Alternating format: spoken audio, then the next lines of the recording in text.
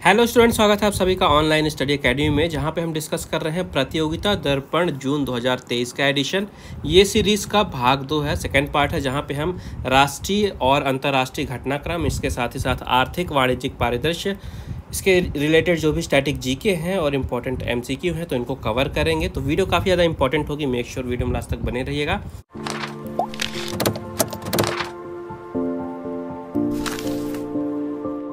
तो सबसे पहला क्वेश्चन है, हाल ही में पूर्वोत्तर में शांति की स्थापना के लिए किन दो राज्यों के बीच में सीमा समझौता हुआ है? इसका राइट आंसर है असम और अरुणाचल प्रदेश।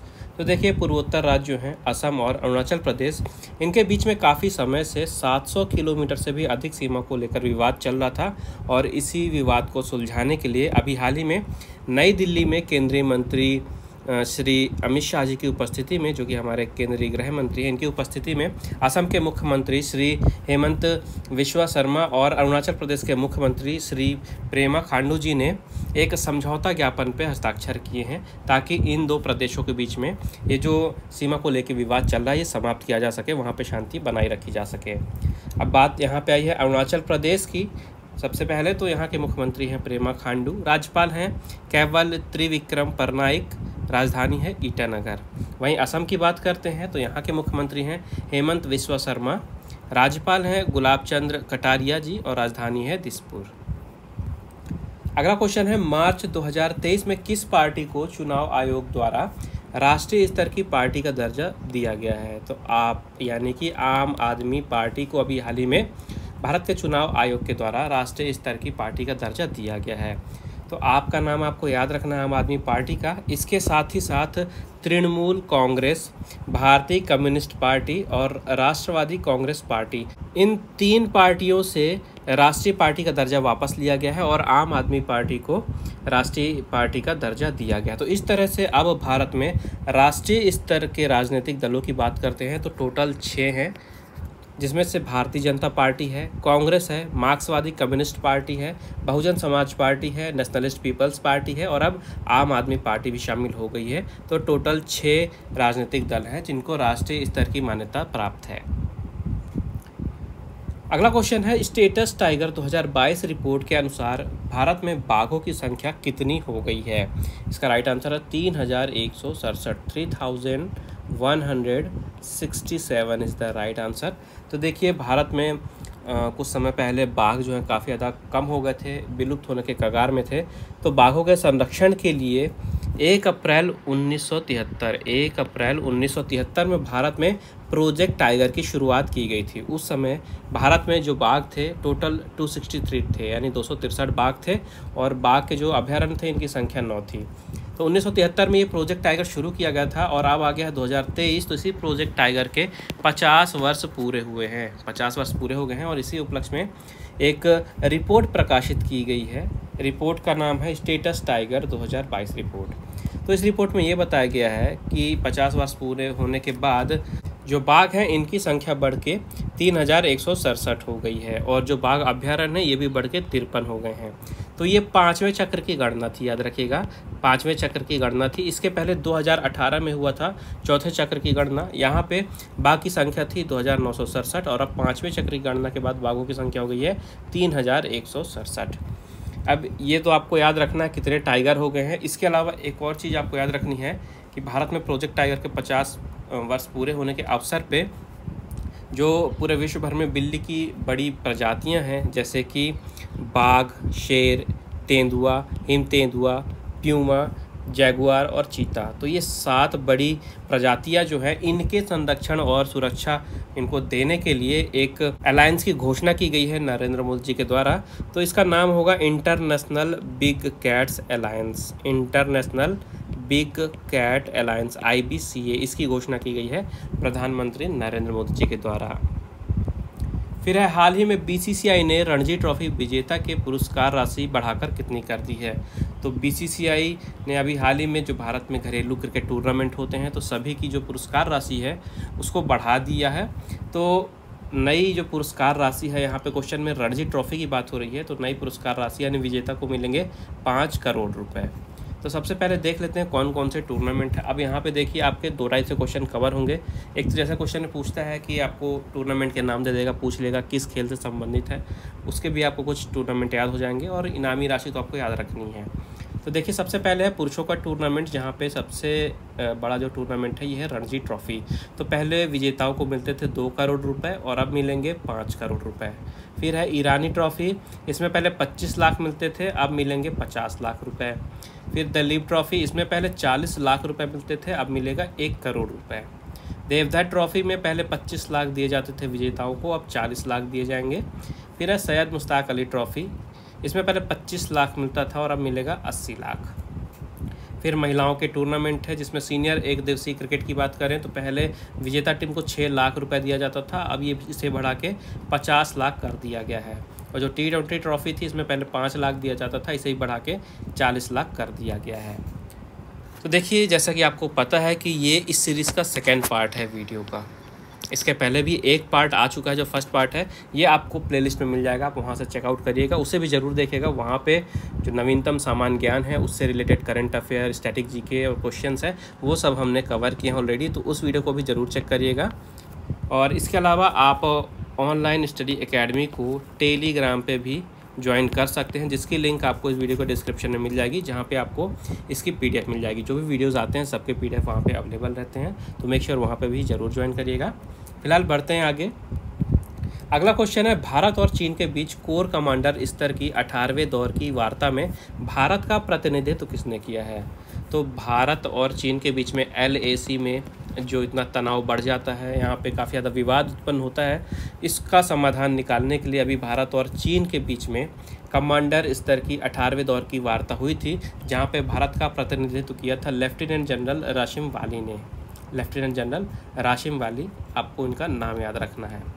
अब बात चीन की हुई है, तो देखिए क्वेश्चन में क्या होता है कि आपको जो भी उससे रिलेटेड स्टैटिक पॉइंट है वो सब भी याद होने चाहिए, तो उन्हें भी हम साथ में कवर कर रहे हैं, तो आप PDF ज़रूर डाउनलोड कर लीजिएगा, आपके रिवीजन में काम आएगी।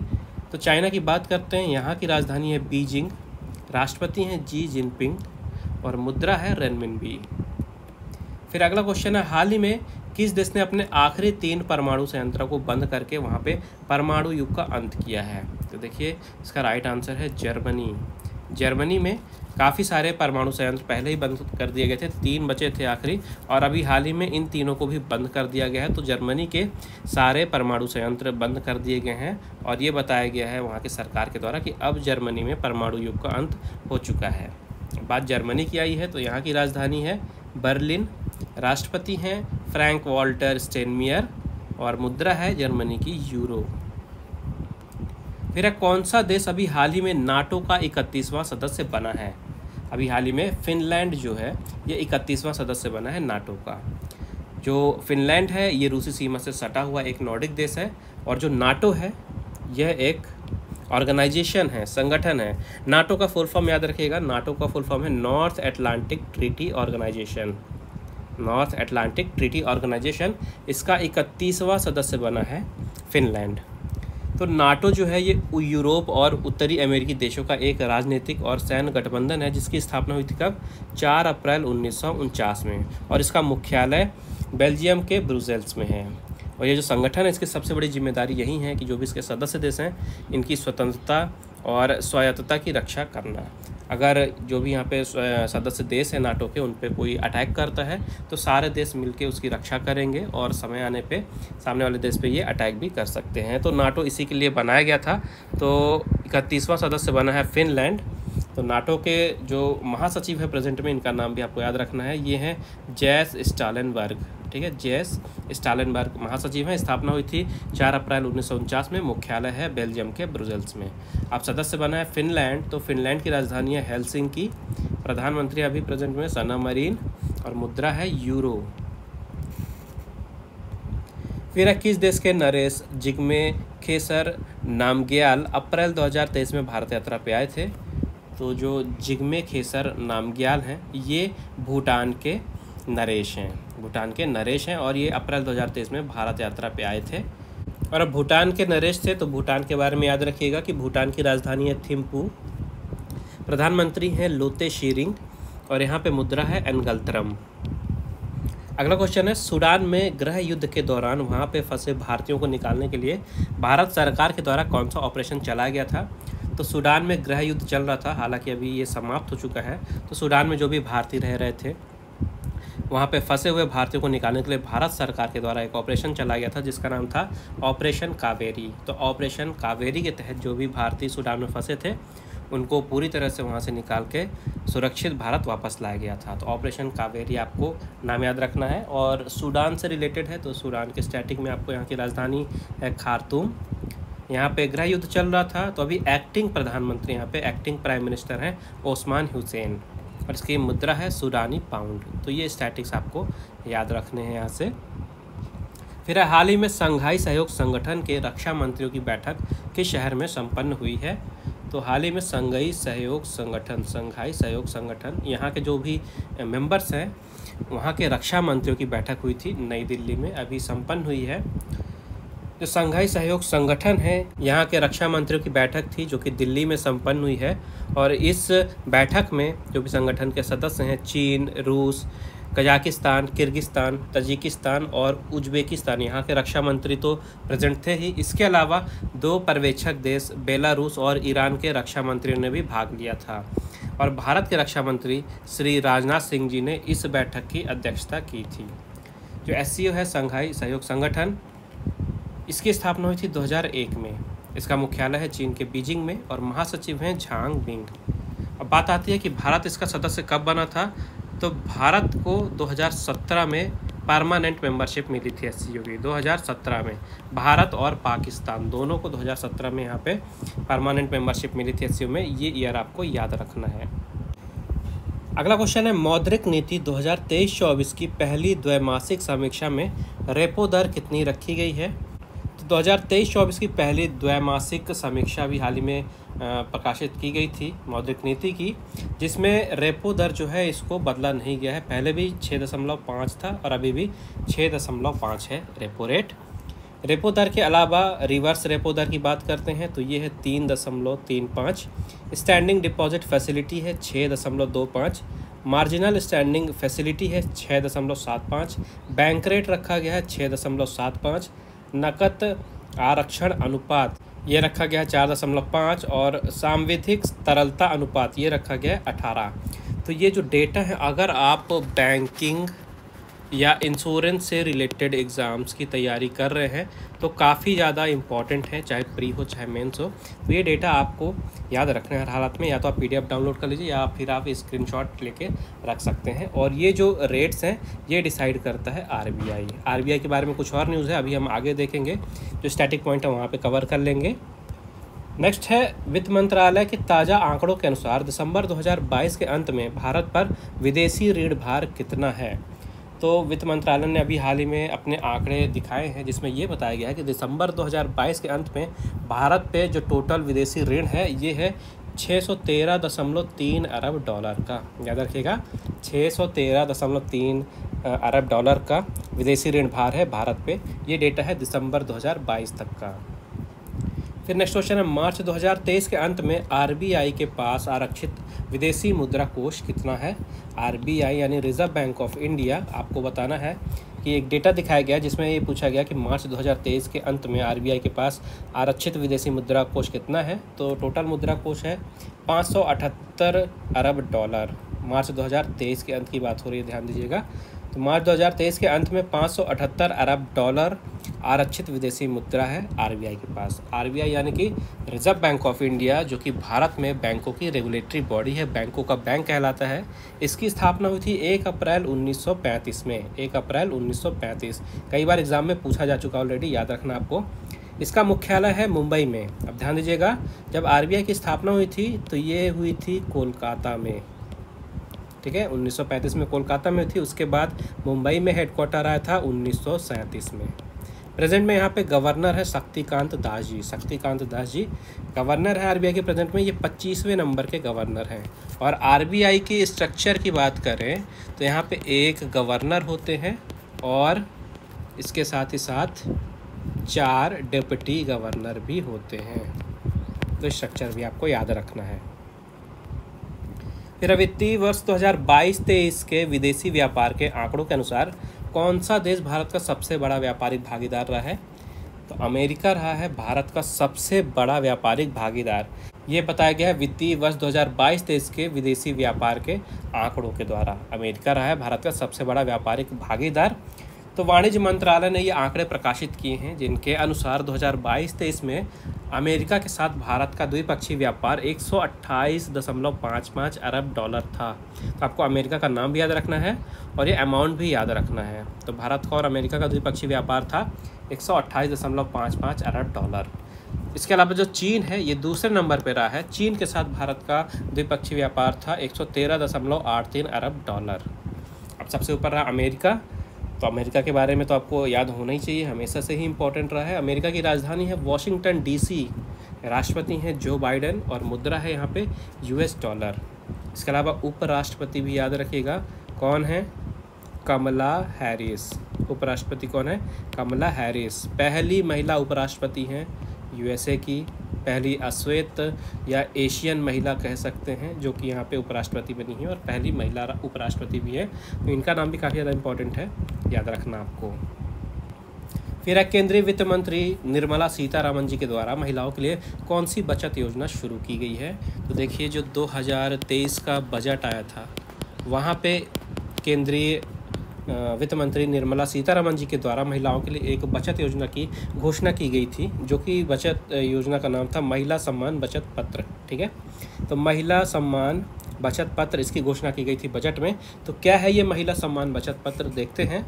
तो इस योजना के तहत जो भी अभिभावक हैं वो अपने घर में जो भी उनकी महिलाएं हैं या घर में नाबालिग लड़कियां हैं, तो इनके नाम से अधिकृत बैंकों में खाता खुलवा सकते हैं। इस योजना में न्यूनतम उन खातों में 10,000 रुपये और अधिकतम 2 लाख रुपए जमा किए जा सकते हैं। ध्यान दीजिएगा, ये जो योजना सिर्फ 2 सालों के लिए लाई गई है। तो जिनके घर में महिलाएं हैं या नाबालिग लड़कियां हैं, उनके नाम से ये खाते खोले जाएंगे और न्यूनतम 1,000 रुपये और ज़्यादा से ज़्यादा 2 लाख रुपए जमा कराए जा सकते हैं। और जो जमा राशि होगी उस पर वार्षिक दर रहेगी 7.5%, याद रखिएगा। तो 7.5% की दर से ब्याज दिया जाएगा उस जमा राशि पे, और योजना सिर्फ 2 सालों के लिए है, ये भी आपको याद रखना है। फिर वित्तीय वर्ष 2022-23 में भारत का रक्षा निर्यात कितना रहा है? तो वित्तीय वर्ष 2022-23 में भारत का रक्षा निर्यात रहा है 15,920 करोड़ रुपए। ठीक है, 15,920 करोड़ रुपए। और भारत रक्षा उत्पादों का सबसे बड़ा आयातक राष्ट्र रहा है। वित्तीय वर्ष 2022-23 की बात हो रही है, ईयर जरूर याद रखेगा। तो भारत रक्षा उत्पादों का सबसे बड़ा आयातक राष्ट्र रहा है। इसके अलावा जो भारत का रक्षा निर्यात था ये रहा था 15,920 करोड़ रुपये। फिर विश्व बैंक की लॉजिस्टिक परफॉर्मेंस इंडेक्स रिपोर्ट 2023 में कौन सा देश शीर्ष स्थान पर रहा है? तो हाल ही में विश्व बैंक ने एक रिपोर्ट प्रकाशित की है। रिपोर्ट का नाम याद रखिएगा, लॉजिस्टिक परफॉर्मेंस इंडेक्स रिपोर्ट 2023। किसने प्रकाशित की है? क्वेश्चन में कई बार ये भी पूछता है। तो विश्व बैंक प्रकाशित करता है इस रिपोर्ट को। तो इस रिपोर्ट में सबसे ऊपर रहा है सिंगापुर। सिंगापुर के पॉइंट्स थे या स्कोर की बात करें तो सिंगापुर का स्कोर था 4.3। दूसरे नंबर पे था फिनलैंड। फिनलैंड का स्कोर था 4.2। तीसरे नंबर पे था डेनमार्क। डेनमार्क का स्कोर था 4.1। अब बात आती है अपने भारत की, तो भारत था 38वें नंबर पे, 38 नंबर पे। भारत का स्कोर कितना था? 3.4। अब सबसे ऊपर आया सिंगापुर। तो सिंगापुर की राजधानी सिंगापुर ही है। प्रधानमंत्री हैं यहाँ पे ली सेन लूंग, और मुद्रा है यहाँ पे सिंगापुर डॉलर। तो स्टैटिक ये याद रखने आपको। फिर हाल ही में भारत की पहली वाटर मेट्रो सेवा का शुभारंभ किस शहर में किया गया है? तो इसका राइट आंसर है कोच्चि। देखिए, भारत की पहली वाटर मेट्रो सेवा है ये, इसलिए काफ़ी ज़्यादा इंपॉर्टेंट है क्योंकि भारत की पहली सेवा है ये इस तरह की। तो पहली वाटर मेट्रो सेवा है जो कि शुरू की गई है कहाँ पे? कोच्चि में। अगला है भारत की पहली semi high speed regional rail सेवा को राष्ट्रीय राजधानी क्षेत्र परिवहन निगम ने क्या नाम दिया है? तो भारत की पहली semi high speed regional rail सेवा है, इसलिए इम्पॉर्टेंट है। इसको राष्ट्रीय राजधानी क्षेत्र परिवहन निगम के द्वारा एक नाम दिया गया है जो कि है रैपिड एक्स। ठीक है, रैपिड एक्स। तो ये आपको याद रखना है। फिर हाल ही में किस शहर में भारत में पहली बार मेट्रो नदी के पानी के नीचे बनी सुरंग से होकर गुजरी है? तो आपने मेट्रो देखा होगा कई शहरों में, ज़मीन के बराबरी पे चलती है, ज़मीन के अंदर चलती है, अंडरग्राउंड चलती है, या ऊपर बने ब्रिज पे चलती है।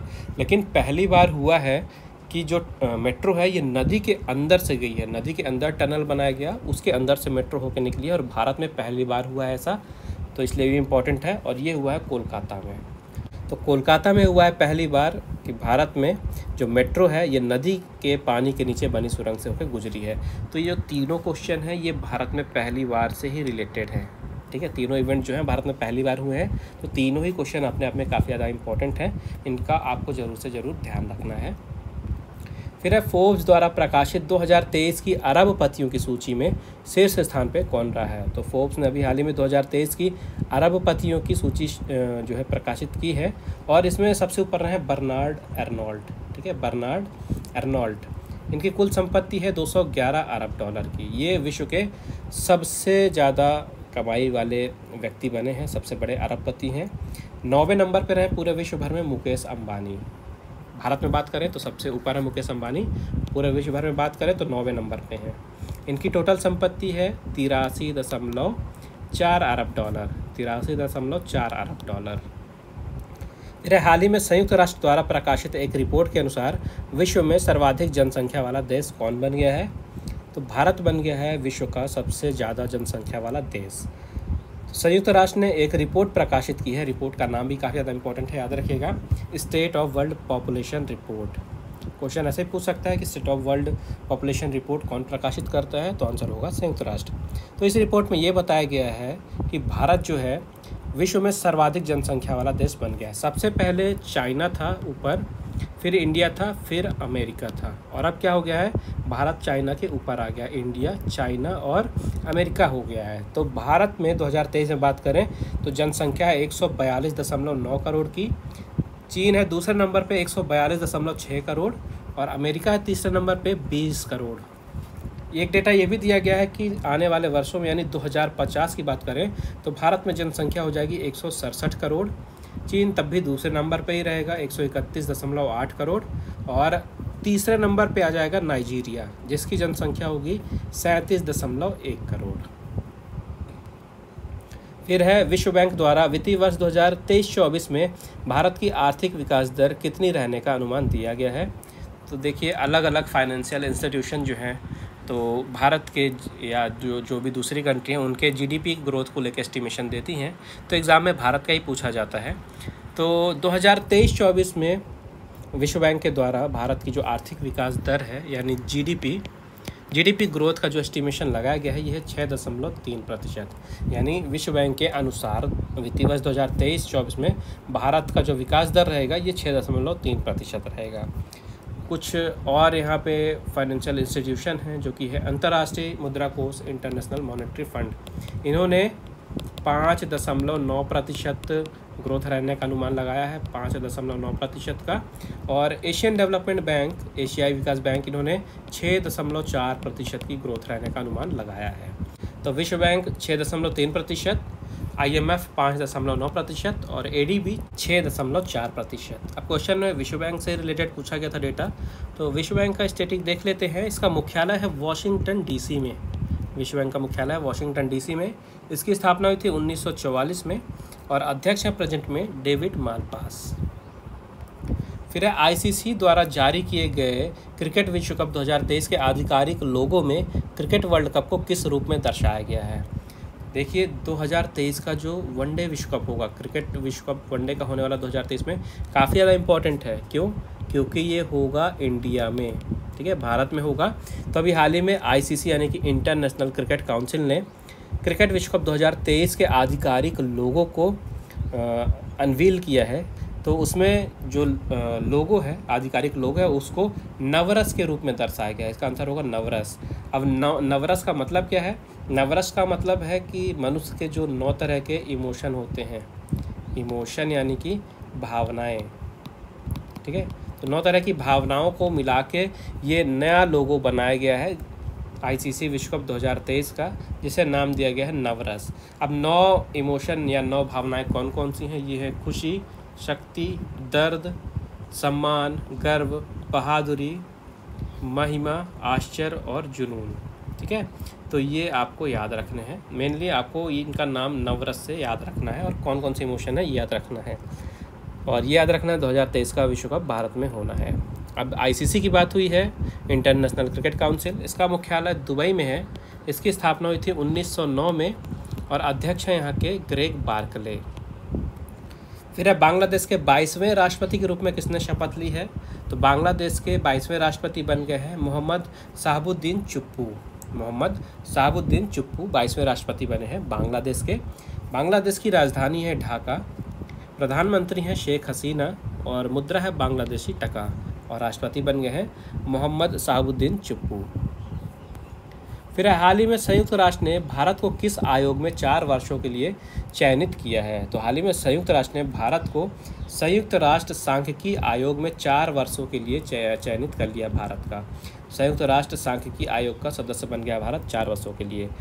अब आपको याद ये रखना है कि संयुक्त राष्ट्र सांख्यिकी आयोग के साथ ही साथ भारत को संयुक्त राष्ट्र के द्वारा मादक पदार्थ नियंत्रण संबंधी आयोग और संयुक्त राष्ट्र HIV एड्स कार्यक्रम समन्वय बोर्ड के सदस्य के रूप में भी चुना गया है। तो ये 2 आयोग आपको एडिशनल याद रखने हैं। अब जो संयुक्त राष्ट्र है ये तो हर एक एग्ज़ाम के पॉइंट ऑफ व्यू से काफ़ी ज़्यादा इंपॉर्टेंट है, कुछ ना कुछ यहाँ से रिलेटेड क्वेश्चन पूछ ही जाते हैं। तो स्टैटिक भी याद रखिएगा। जो संयुक्त राष्ट्र है इसका मुख्यालय है न्यूयॉर्क में। इसकी स्थापना हुई थी 1945 में। सदस्यता की बात करें तो 193 सदस्य हैं और अभी महासचिव हैं एंटोनियो गुटेरेस। फिर हाल ही में 2 दिवसीय यूरोपीय संघ भारत विमानन शिखर सम्मेलन 2023 किस शहर में संपन्न हुआ है? इसका आंसर है नई दिल्ली। हाल ही में नई दिल्ली में 2 दिवसीय यूरोपीय संघ और भारत विमानन शिखर सम्मेलन 2023 में संपन्न हुआ है। आंसर है नई दिल्ली। नेक्स्ट है असम के किस डांस को Guinness book of world record में शामिल किया गया है? तो असम का जो लोक नृत्य है बिहू डांस, असम का बिहू डांस है, इसको हाल ही में Guinness book of world record में शामिल किया गया है। काफ़ी इंपॉर्टेंट क्वेश्चन है ये, याद रखना आपको, असम का बिहू डांस। फिर किस केंद्रीय सार्वजनिक क्षेत्र उद्यम को अप्रैल 2023 में मिनी रत्न श्रेणी 1 का स्तर प्रदान किया गया है? तो हाल ही में solar energy corporation of India limited को अप्रैल 2023 में मिनी रत्न श्रेणी 1 का स्तर प्रदान कर दिया गया है। Solar energy corporation of India limited. फिर किस भारतीय महारत्न कॉरपोरेशन को ग्रीन ऑर्गेनाइजेशन के ग्लोबल गोल्ड पुरस्कार से सम्मानित किया गया है? तो अभी हाल ही में power grid corporation of India limited PGCIL इनको ग्रीन ऑर्गेनाइजेशन के ग्लोबल गोल्ड पुरस्कार से सम्मानित किया गया है।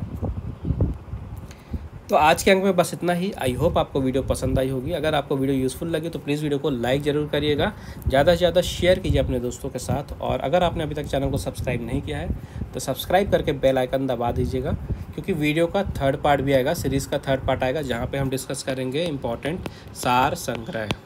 तो फर्स्ट पार्ट आया था जहाँ पे हमने नवीनतम सामान्य ज्ञान और करंट अफेयर डिस्कस किए थे। सेकंड पार्ट आया जहाँ पे हमने राष्ट्रीय, अंतर्राष्ट्रीय और आर्थिक वाणिज्यिक MCQs कवर किए। थर्ड पार्ट आएगा सार संग्रह, वहाँ पे हम कवर करेंगे। तो नोटिफिकेशन आपको मिल जाए, इसलिए सब्सक्राइब करके नोटिफिकेशन बटन दबा दीजिएगा।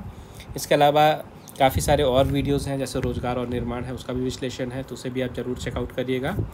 और इसके साथ ही साथ ऑनलाइन स्टडी एकेडमी को आप टेलीग्राम पे भी ज्वाइन कर सकते हैं। टेलीग्राम की जो लिंक है आपको इस वीडियो के डिस्क्रिप्शन में मिल जाएगी। तो वहाँ पे आपको इस वीडियो की भी PDF मिल जाएगी, जो भी अलग अलग न्यूज़पेपर मैगजीन इंपॉर्टेंट है दूसरे, उनकी PDF मिल जाएगी। जॉब अलर्ट्स हैं, डेली वोकैब है, GK, करंट अफेयर, आपके तैयारियों से रिलेटेड सब कुछ इंपॉर्टेंट चीज़ें एक ही प्लेस पर अवेलेबल है, तो उसे भी ज़रूर ज्वाइन करिएगा। बाकी मिलते हैं सीरीज़ के 3rd पार्ट में, तब तक के लिए take care and thank you guys.